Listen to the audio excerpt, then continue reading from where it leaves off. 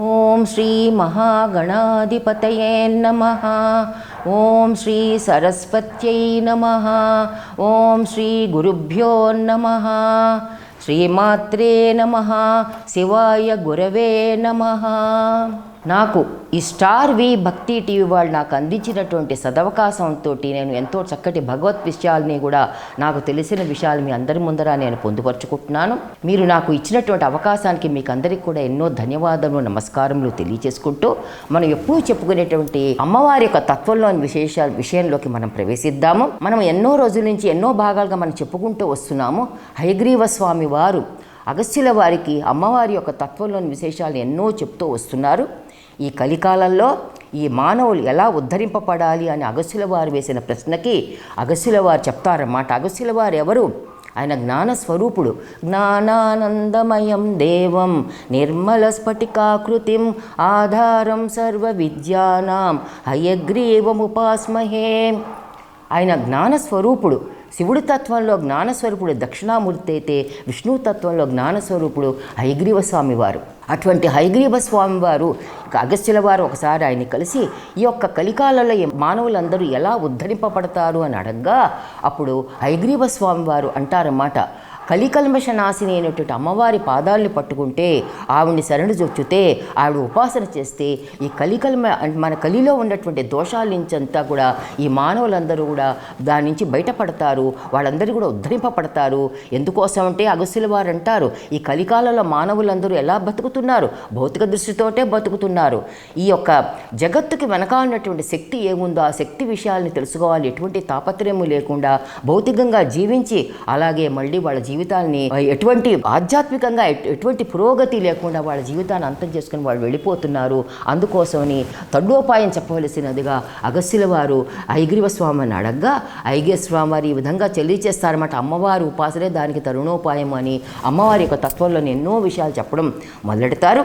అయితే అప్పుడే చెప్పే సందర్భంలో మొదటి రూపం ప్రకృతి స్వరూపునిగా బ్రహ్మదేవుడు ఒకసారి ధ్యాన స్థితిలో ఉంటారు.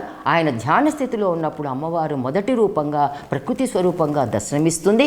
ఆ ప్రకృతి స్వరూపుడైనటువంటి అమ్మవారు ఎవరో కాదు, పరబ్రహ్మశక్తే ఆ విధంగా దర్శనమిస్తుంది. ఈ ప్రకృతిలో ఉన్నన్నాళ్ళు కూడా అమ్మవారిని కనుక మనం సేవించినట్లయితే కనుక మా ప్రకృతి స్వరూపుని మన రక్షిస్తూ ఉంటుంది అని తెలియజేస్తూ, ఆ ప్రకృతి స్వరూపుడికి ఎన్నో రూపాలు ఉన్నాయి.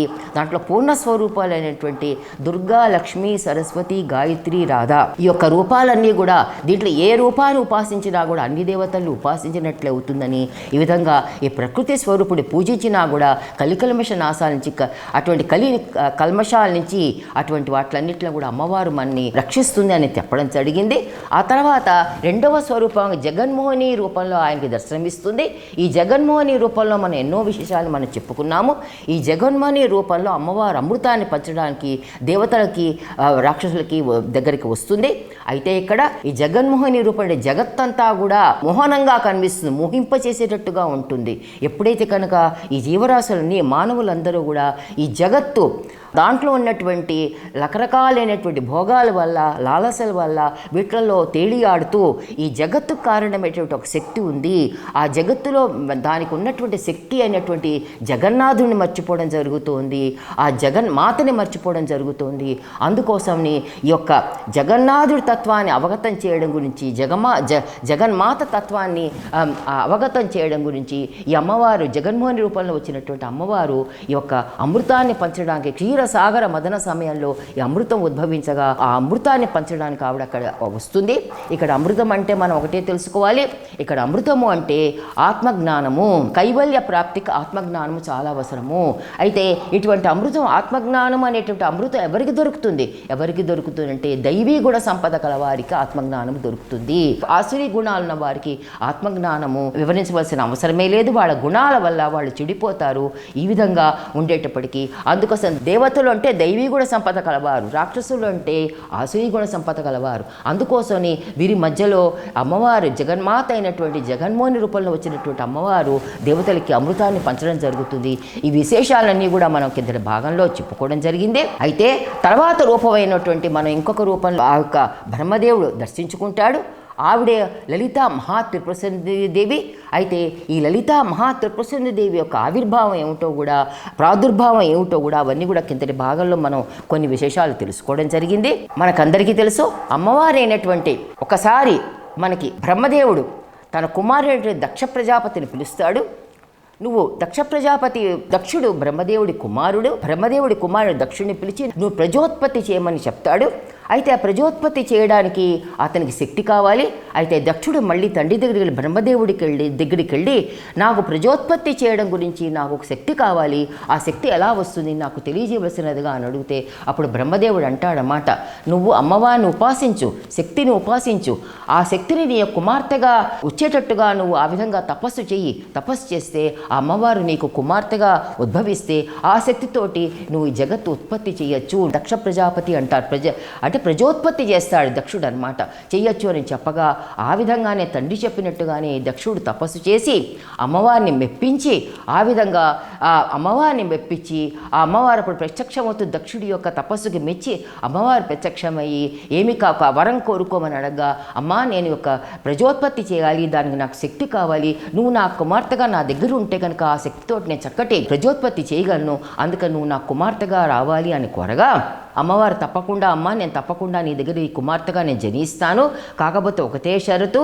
శివశక్తులు ఎవరూ విడదీయలేరు, శివుడికి శక్తికి భేదం లేదు, అందుకోసమని నీ కుమార్తెగా జన్మించినా కూడా నేను శివుడికే ఇచ్చిన వివాహం చేయవలసినది అమ్మవారు అడుగుతుందన్నమాట.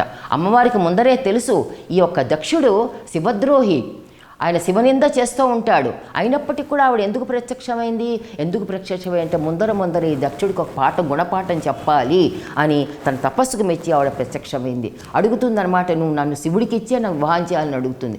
అయినా కూడా అప్పుడు దక్ష ప్రజాపతి ఏం చేస్తాడు, సరేనమ్మా తప్పకుండా నీకు మాటిస్తున్నాను, నేను శివుడికి ఇచ్చే నేను వివాహం చేస్తానని చెప్పేసి ఒప్పుకుంటాడు. కానీ కాలక్రమేణా ఏమవుతుందంటే ఈ దక్ష ప్రజాపతి కూతురు సతీదేవి నామకరణం పెట్టడం జరుగుతుంది. ఈ సతీదేవి కాలక్రమేణా అవుతుంది, వివాహమైన వయస్సు వస్తుంది. అప్పుడు వివాహం చేయాలనేటటువంటి తలంపుతో దక్షుడు ఏం చేస్తాడు, అమ్మవారి యొక్క కోరిక పక్కన పెట్టేసి నా కూతురే కదా ఈమె నన్ను ఏం చేస్తుంది అనేటటువంటి తలంపుతోటి ఈ దక్ష ప్రజాపతి ఏం చేస్తాడంటే స్వయంవరాన్ని ప్రకటిస్తాడు. ఆ స్వయంవరంలో అందరి దేవతల్ని ఆహ్వానిస్తాడు, కానీ శివుణ్ణి మటుకు ఆహ్వానించడు. అయితే ఈమె ముందరే చెప్పింది తండ్రికి, నేను శివుణ్ణి తప్ప ఎవరిని వివాహం చేసుకోని. ఆ స్వయంవర ప్రాంగణంలోకి ఆ యొక్క సభలోకి ఆమె ప్రవేశించి వరమాలతో ప్రవేశించగానే అంతా చూస్తుంది, శివుడు ఎక్కడా కనిపించపోయేసరికి ఆమె హతాసురాలై ఆ యొక్క దండని, శివుడు లేకపోయేసరికి ఆ దండని ఇంకెవరిని చేసుకొని ఇష్టం లేదు కదా ఆవిడికి, శివశక్తుల్ని విడతీయలేం, అందుకని ఆ వరమాలని కింద వదిలేసరికి అనుకోకుండా శివుడు అక్కడ ప్రత్యక్షమై ఆ మాల కింద పడిపోకుండా తన మెడలో ధరించి మాయమైపోతాడు.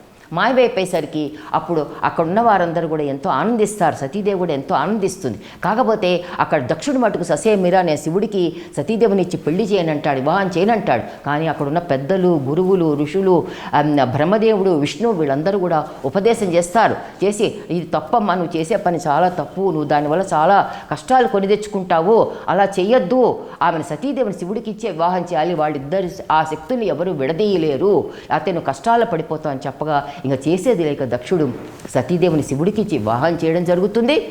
ఆ వివాహం చేయడం జరిగిన తర్వాత అలా కొన్నాళ్ళకి జరిగిన తర్వాత ఈ దక్షుడికి లోపల ఉండిపోతుంది ఒక ఈర్ష్య, కోపము శివుడి మీద ఉండిపోతుంది.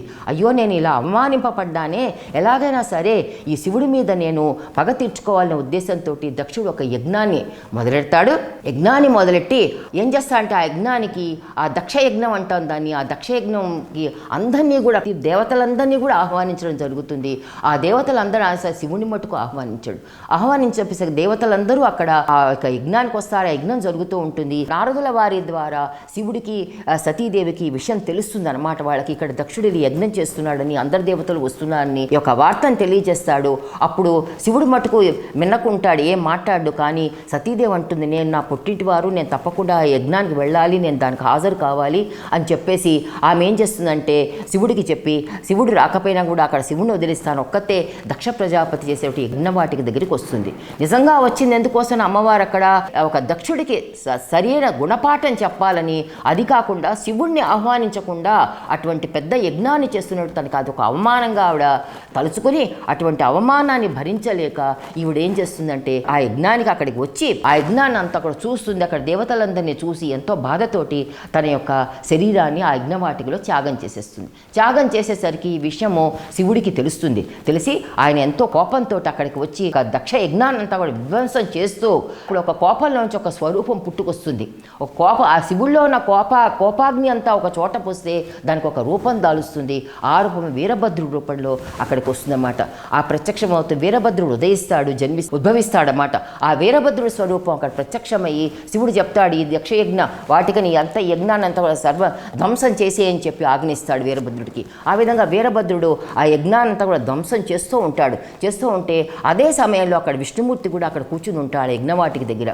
కూర్చున్నప్పుడు ఆ విష్ణుమూర్తి ఏం చేస్తాడు, ఎప్పుడైతే ఈ వీరభద్రుడు ధ్వంసం చేస్తున్నాడో విష్ణుమూర్తి ఆ వీరభద్రుని అడ్డుకుంటాడు. ఏ విధంగా అడ్డుకుంటాడు, తన చేతిలో ఉన్నటువంటి సుదర్శన చక్రాన్ని ఆ వీరభద్రుడి మీదకి వదులుతాడు. వదిలేసరికి అప్పుడు వీరభద్రుడు ఆయన చేసినటువంటి చర్య కోపగించి, ఈ విధంగా నువ్వు చేస్తావని చెప్పేసి ఆ యొక్క సుదర్శన చక్రాన్ని వీరభద్రుడు తన యొక్క నోటిలో వేసుకుని చక్కిళ్ళల్లా చక్క నమిలి మింగేస్తాడు. విష్ణుమూర్తి సుదర్శన చక్రాన్ని వీరభద్రుడి మీద వేయడానికి తన కుడి చేయిని ఇలా పైకి ఎత్తుతాడు.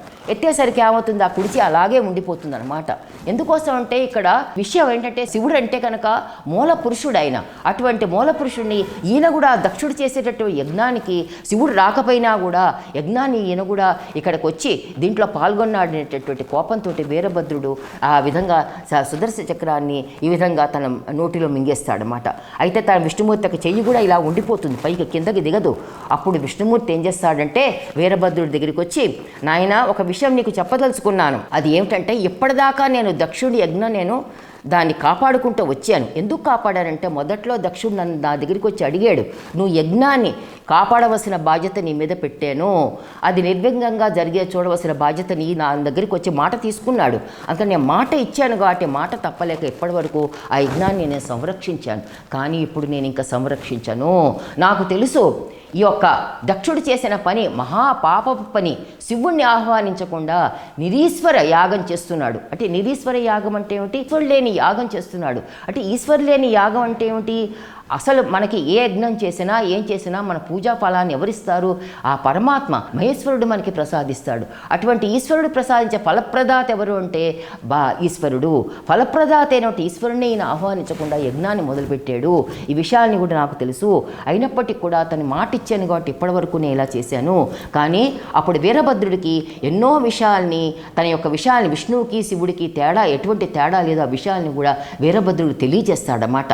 కానీ ఇక్కడికి ఈ యొక్క పాయింట్ మనం ఇక్కడ ఆపుకుని ఇంకా ముందరికి కనుక వెళ్ళినట్లయితే, అప్పుడు ఈ యజ్ఞం ఇలా అయిపోయిన తర్వాత వీరభద్రుడు ఆ విధంగా చేయడం, ఆ యొక్క విష్ణు చక్రాన్ని తన నోట్లో వేసుకుని మింగేయడం తర్వాత అక్కడ ఈ యొక్క మొత్తం అంతా కూడా వీరభద్రుడు ఆ యజ్ఞవాటికనంతా అక్కడ వచ్చిన వాళ్ళందరినీ కూడా మొత్తం అందరినీ కూడా సంహరించి ఆ దక్షుడి తలని నరికేసేసి ఆ విధంగా ఆ దక్షయజ్ఞాన్ని అంతా ధ్వంసం చేయడం జరుగుతుంది. తర్వాత సతీదేవి ఎప్పుడైతే తన తనువుని చాలిస్తుందో తర్వాత జన్మలో ఆమె పార్వతీదేవి కింద ఉద్భవిస్తుంది. హిమోత్పుత్రికగా పార్వతీదేవి కింద ఆమె జనిస్తుంది అనమాట.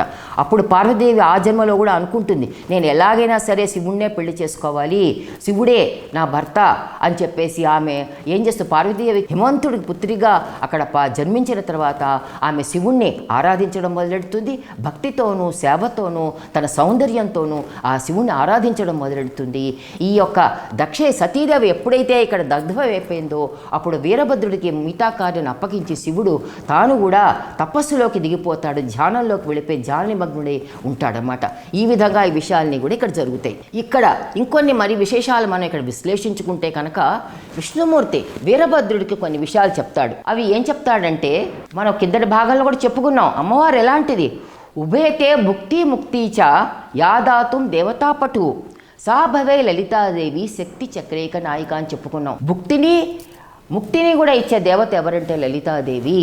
ఆవిడకి ఒక్కటి ఎందుకోసం అంటే ఆ లలితాదేవి మొత్తం శక్తి అనే చక్రానికి ఏకైక నాయిక ఆవిడే అని చెప్పుకుంటూ విష్ణుమూర్తి ఇంకా ఏం చెప్తాడంటే కనుక నాకు శివుడికి ఎటువంటి భేదము లేదు. ఎందుకంటే మన కింద భాగంలో మనం ఎన్నోసార్లు చెప్పుకున్నాం, శివాయ విష్ణు రూపాయ శివరూపాయ విష్ణవే శివస్య హృదయం విష్ణో విష్ణుస్య హృదయం శివ అని చెప్పుకోవడం జరిగింది కిందటి భాగంలో.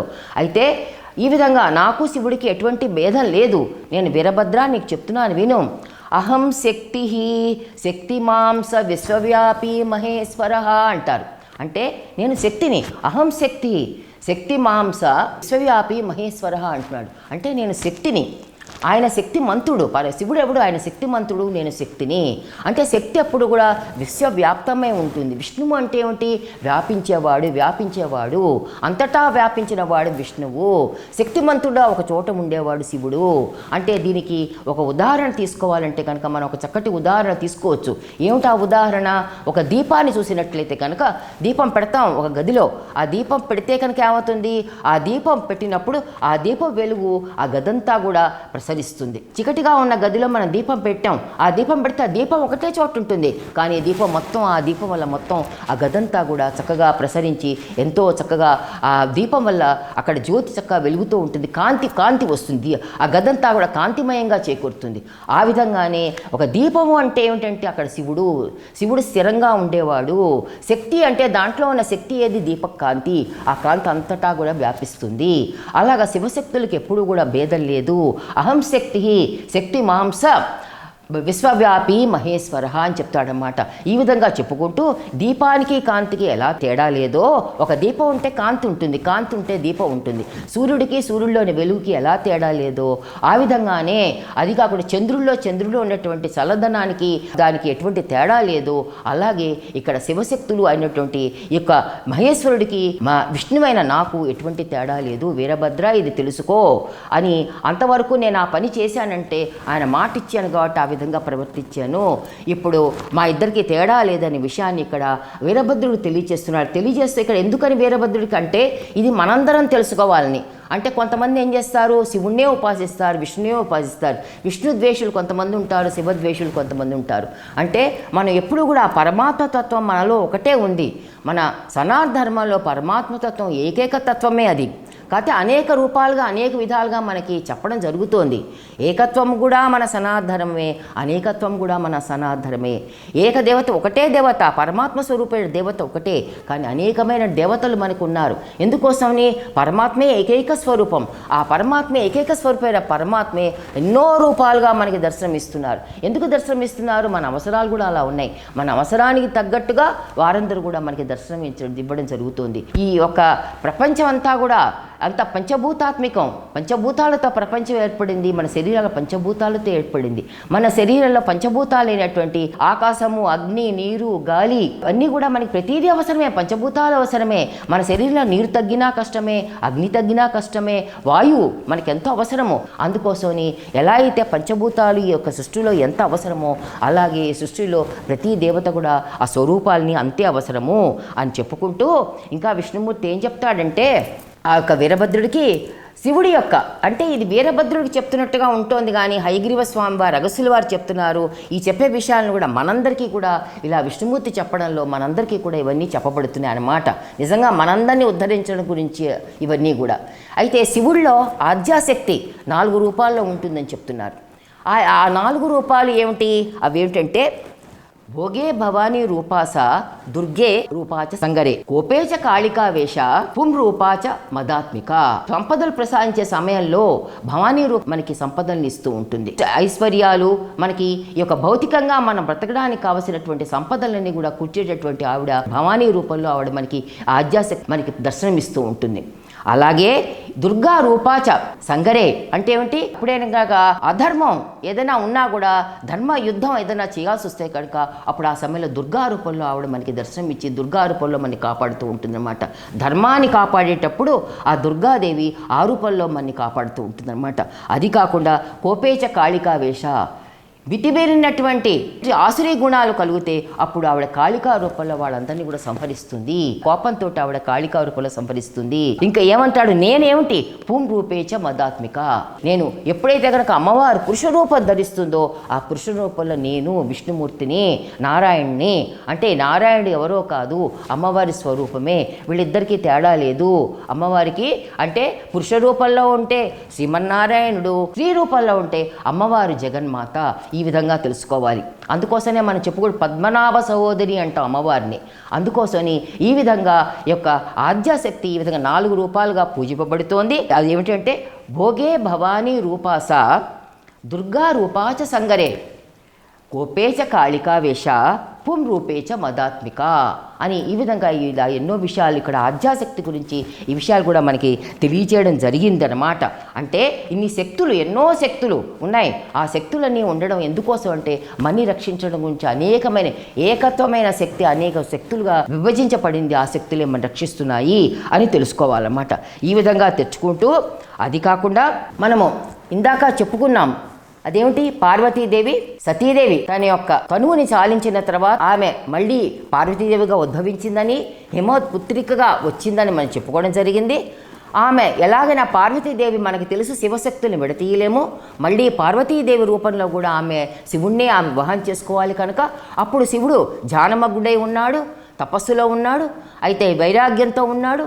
అటువంటి శివుణ్ణి తన వైపు తిప్పుకోవాలని చెప్పేసి పార్వతీదేవి ఆ శివుణ్ణి రకరకాల ఇదితోటి ఆ శివుణ్ణి మెప్పించాలని ఎంతో చూస్తుందన్నమాట. అంటే తన సేవల ద్వారా, తన సౌందర్యం ద్వారా, తన యొక్క పూజల ద్వారా ఆ యొక్క శివుడి యొక్క ధ్యానస్థితి నుంచి పక్కకి తప్పించి ఆ శివుణ్ణి మెప్పించాలని పార్వతీదేవి విధంగా తను అక్కడ హిమోత్పర్వ తపస్సు చేసుకున్నటువంటి శివుడి దగ్గరికి వెళ్ళి ఆమె ఎన్నో విధాలుగా సపర్యలు చేస్తూ ఉంటుందన్నమాట.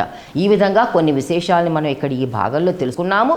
మరికొన్ని విశేషాలని మరి ఒక భాగంలో మనం అమ్మవారి తత్వంలోని విశేషాలను చెప్పుకుంటూ వెళ్దామని తెలియజేసుకుంటూ మీకందరికి కూడా ధన్యవాదములు తెలియజేసుకుంటూ, సర్వే భవంతు సుఖినః, సర్వే సంతు నిరామయాః, సర్వే భద్రాణి పశ్యంతు, మా కశ్చిద్ దుఃఖభాగ్ భవేత్. ఓం శాంతి శాంతి శాంతి. సర్వం శ్రీ పార్వతీ పరమేశ్వర పాదారవిందార్పణమస్తు.